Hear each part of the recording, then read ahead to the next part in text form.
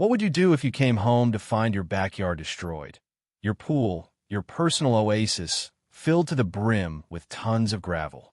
Sarah Mitchell didn't have to wonder. She lived it. And the culprit? Karen Whitmore, the self-important neighborhood menace who decided that Sarah's pool didn't fit her precious community standards. She didn't complain. She didn't send a violation notice.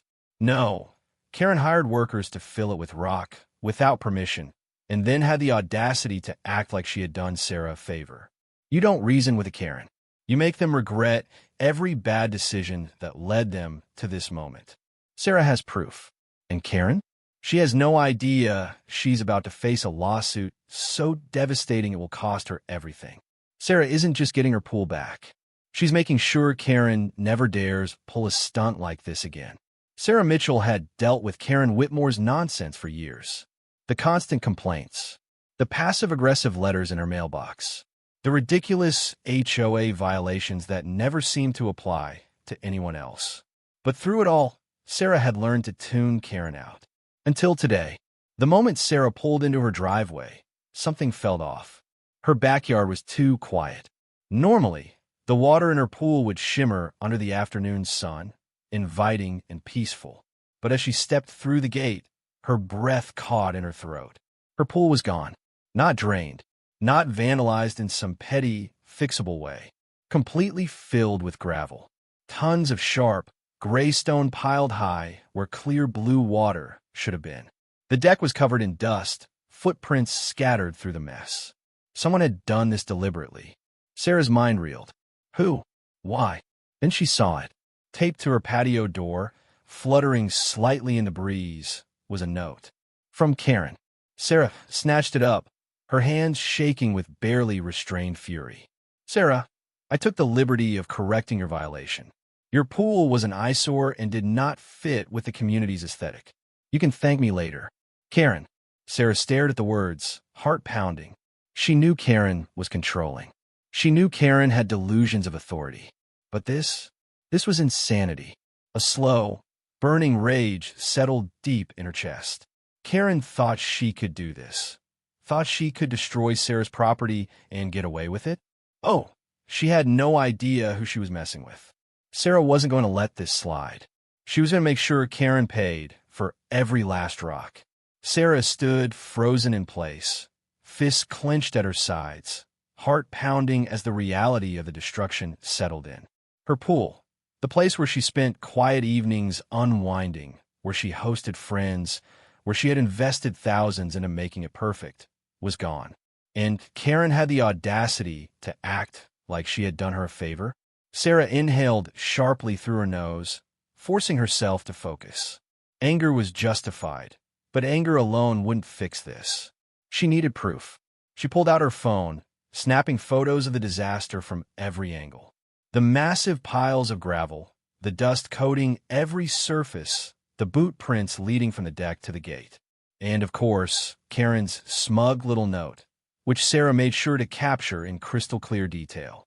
Then, without hesitation, she pulled up her security app. The backyard camera had a perfect view of the entire incident. Sarah fast-forwarded through the footage, eyes narrowing as she watched a team of workers arrive early that morning. A truck backed up to her fence, unloading tons of gravel. The workers hesitated, glancing at each other, as if questioning whether this was actually allowed. Then, stepping into view was Karen, dressed in her usual pastel cardigan and perfectly pressed slacks. She gestured with an air of authority, speaking to the workers with an exaggerated sense of self-importance. Sarah unmuted the audio just in time to hear. Yes, right in there. The homeowner has been informed. We're simply correcting a long overdue violation. Sarah's grip on her phone tightened. Karen had lied to the workers. She had pretended to have permission, and the footage caught every second of it. Sarah didn't hesitate. She pressed a single button. Download. An hour later, Sarah sat in the police station, her laptop open on the desk in front of Detective Ryan Morales. Morales was a tall, broad-shouldered man with the exhausted expression of someone who had dealt with far too many neighborhood disputes. But as he watched the security footage, his brows furrowed deeper with every passing second. When the video finally ended, he leaned back in his chair, exhaling sharply. She really just ordered contractors to bury your pool? Sarah's jaw tightened. Yep. He pinched the bridge of his nose. And she thought that was okay. She knew it wasn't okay, Sarah corrected. That's why she lied to the workers. She told them I had authorized it. Morales let out a humorless chuckle, shaking his head. That woman has lost her damn mind. Sarah folded her arms. So what happens now? Well, Morales said, sitting forward, first things first. We're treating this as property destruction and fraudulent misrepresentation. That means we'll be paying Karen a visit today. Sarah's lips curled into a slow, satisfied smile. Good. Karen was watering her already perfect lawn when the police cruiser pulled into her driveway. Sarah stood at a distance, arms crossed, watching with barely contained satisfaction as Detective Morales stepped out of the car. Karen straightened, blinking in faux confusion. Oh, officer, to what do I owe this unexpected visit? Morales didn't waste time. Karen Whitmore? Karen pressed a hand to her chest, feigning innocence. Why, yes. How can I help you? Morales' expression remained stone-cold, unimpressed. We have a report that you authorized and carried out extensive damage to your neighbor's property. Karen's pleasant smile didn't falter. Oh, you mean Sarah's pool? That was hardly damage, officer. It was a necessary correction. Her pool was a complete eyesore, and I simply took the initiative to fix it. Morales let out a slow breath, as if physically restraining himself from saying something he shouldn't. Ma'am, you don't have the authority to correct anything on someone else's property. Karen sighed, shaking her head as if she pitied him. Well, actually, the HOA does have guidelines about maintaining community aesthetics. And since I've been on the board for years, we checked with the HOA. Morales cut her off. They had no knowledge of this. You acted alone. Karen's expression flickered, just for a second, but she recovered quickly. Oh, well, that's just a technicality. I was only doing what needed to be done. Morales opened his notebook. So, just to clarify, you admit to hiring a contractor, without Sarah's permission, to have her pool filled with gravel. Karen scoffed. Of course I did, but she should be grateful. That pool was a blight on the neighborhood. It didn't match the community aesthetic, and it was never properly maintained. She maintained it perfectly, Morales interrupted, clearly done with her nonsense. We have photos, we have security footage, and we have your own written note admitting to what you did. Karen blinked. Excuse me. Morales held up his phone, playing back a short clip. Karen's own voice instructing the workers to dump the gravel while claiming Sarah had been informed. Karen's jaw dropped. Sarah, standing at a comfortable distance, smirked. Morales snapped his notebook shut. Karen Whitmore, you are under investigation for property damage, trespassing, and fraudulent misrepresentation. I highly suggest you get a lawyer. Karen gasped, loudly, dramatically, clutching her pearls like she had just been personally victimized. You can't be serious. I was helping. This is outrageous. You're treating me like a criminal when she's the one ruining the neighborhood. Sarah took a slow step forward, tilting her head.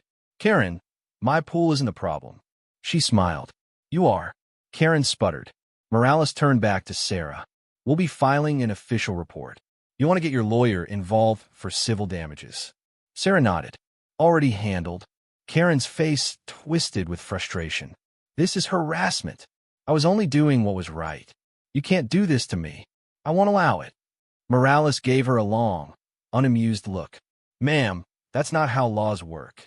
Karen let out a strangled, furious noise, but for once, she had no control. Sarah crossed her arms, watching as Karen flailed and ranted, her self-importance finally crumbling under the weight of real consequences. It was glorious. And this was only the beginning. Sarah wasn't done. Filing a police report was only step one. Karen needed to pay for what she had done, not just legally, but financially. The cost of repairing her pool wasn't a minor inconvenience. It was tens of thousands of dollars worth of damage. The gravel would have to be removed, the lining and filtration system checked for irreparable harm, and depending on how deep the gravel had settled, she might even have to rebuild the entire structure from scratch. Karen thought she could destroy something Sarah had worked for and get away with it. She had no idea what was coming. 2 days later, Sarah sat across from her attorney, Jessica Lane, as they prepared to bury Karen in legal paperwork. Jessica, a sharp-eyed woman with an almost dangerous ability to tear people apart in court, flipped through the security footage with pure delight. "This is beautiful," she muttered. "Absolutely textbook destruction of property." Sarah arched a brow. "You look way too happy about this." Jessica smirked. "Sarah, do you know how rare it is to get this much solid evidence in a civil case? Security footage, audio, a written confession, and a literal paper trail from the contractor she hired." She let out a low whistle.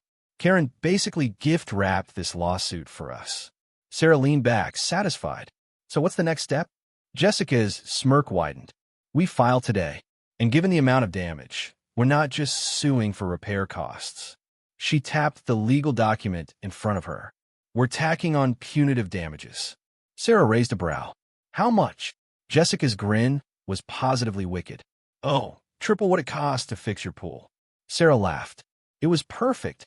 When Karen received the lawsuit, her reaction was as dramatic as expected. The very next morning, Sarah was sipping her coffee when she heard a sharp, rapid banging on her front door. She didn't even need to check who it was.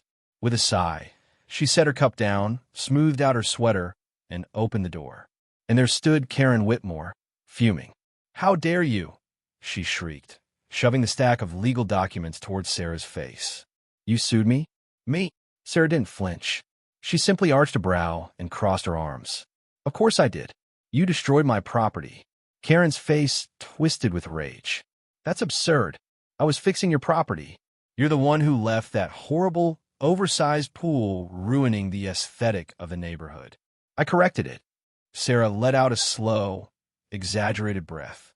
"So, just to be clear, your defense is that you fixed my pool by filling it with gravel?" Karen huffed. "Yes. If anything, you should be thanking me. The HOA guidelines clearly state." Sarah held up a finger. The HOA had nothing to do with this. They didn't approve it, and they didn't even know about it.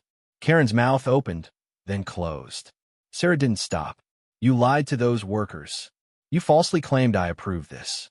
And you didn't just make my pool inconvenient. You made it completely unusable. That's destruction of property. And now," she gestured toward the papers in Karen's hand, "you're paying for every last rock."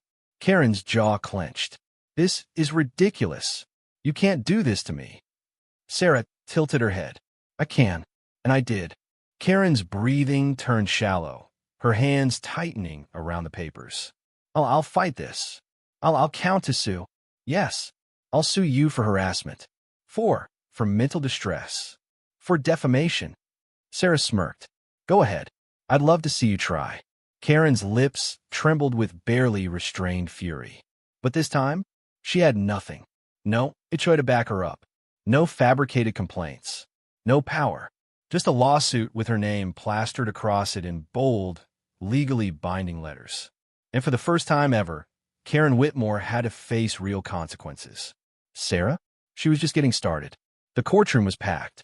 Word had spread quickly through the neighborhood about the lawsuit, and while most of Karen's usual followers had mysteriously gone silent, plenty of neighbors showed up just to witness her downfall. Sarah sat confidently at the plaintiff's table, her attorney, Jessica Lane, flipping through documents with a razor-sharp smile. Across from them, Karen sat stiff-backed, arms crossed, her lawyer whispering furiously in her ear. But it was pointless. Karen had nothing. She knew it. Everyone knew it. The judge, a stern-faced woman with silver-rimmed glasses, tapped her gavel lightly. "Let's begin. Ms. Lane, you may present your case." Jessica stood smoothly. "Your Honor, the facts of this case are painfully simple. My client, Sarah Mitchell, is the legal owner of her property, which includes a custom-built swimming pool. The defendant, Karen Whitmore, without permission, hired contractors to fill that pool with gravel, causing tens of thousands of dollars in damages." Karen scoffed loudly. "It wasn't damaged. It was fixed." The judge didn't even look up. "Ms. Whitmore, you will remain silent unless spoken to." Karen's mouth clamped shut, her face turning an angry shade of red. Jessica continued, utterly unfazed. Furthermore, we have clear video evidence of MS. Whitmore lying to the contractors, fraudulently misrepresenting herself as someone with the authority to order such work. She knew she had no right to alter Ms. Mitchell's property, and yet she did so anyway. Jessica turned, gesturing toward the screen at the side of the courtroom. Let's review Exhibit A. A hush fell over the room as the security footage played. There it was, Karen, standing in Sarah's backyard, smugly directing the workers as they dumped tons of gravel into the pool. And then, the most damning part. Yes, right in there. The homeowner has been informed. We're simply correcting a long overdue violation. The judge's eyes narrowed. Sarah leaned back in her chair, savoring the moment. When the footage ended, Jessica crossed her arms. No further questions, Your Honor. Karen's lawyer, an exhausted-looking man who clearly regretted taking this case, stood with a defeated sigh. Your Honor, my client was only following community standards. She believed. The judge cut him off. Ms. Whitmore, do you have a deed to the plaintiff's property? Karen blinked. What? No, of course not. Do you have any legal authority over her home? Karen bristled. Well, not legally, but... Then, the judge said coolly, explain to me how you thought hiring a contractor to alter someone else's property was acceptable? Karen's mouth opened and closed. Aye. The judge sighed, pinching the bridge of her nose. Ms. Whitmore, what you did is not just wrong. It is blatantly illegal. You are entirely responsible for the damages. Sarah didn't even bother hiding her smile. The ruling was swift. Karen was ordered to pay every penny of the repair costs. And, thanks to Jessica's legal brilliance, she was also forced to pay triple the amount in punitive damages. When the judge finalized the ruling, Karen gasped like she had been physically attacked. This is insane. You can't expect me to. The judge's gavel hit the bench. This court is adjourned. And just like that, it was over. Karen had lost. And Sarah? She had won. The neighborhood had never felt quieter. For the first time ever, there were no passive-aggressive notes in Sarah's mailbox. No surprise violations from the HOA. No Karen patrolling the sidewalks like she owned the place. Because Karen? She was broke. The moment the court ruling was finalized, Karen's entire world unraveled. The damages Sarah had won were massive, and with no way to talk her way out of it, Karen had been forced to sell her house just to cover the cost. Within weeks, her once perfectly manicured home had a for sale sign on the lawn. And just like that, Karen was gone. Sarah sat by her pool, restored, pristine, better than ever, sipping a drink as she watched the moving trucks load up Karen's things. Jessica sat beside her, kicking her feet up. You know, she mused, if she hadn't been such a psycho, she could have just moved on. Sarah smirked. Yeah, but Karens don't know how to quit. Jessica raised her glass. To a Karen-free neighborhood. Sarah clinked her glass against Jessica's, exhaling in satisfaction. Karen had tried to destroy her peace. Instead, she destroyed herself. And Sarah? Sarah had never been happier.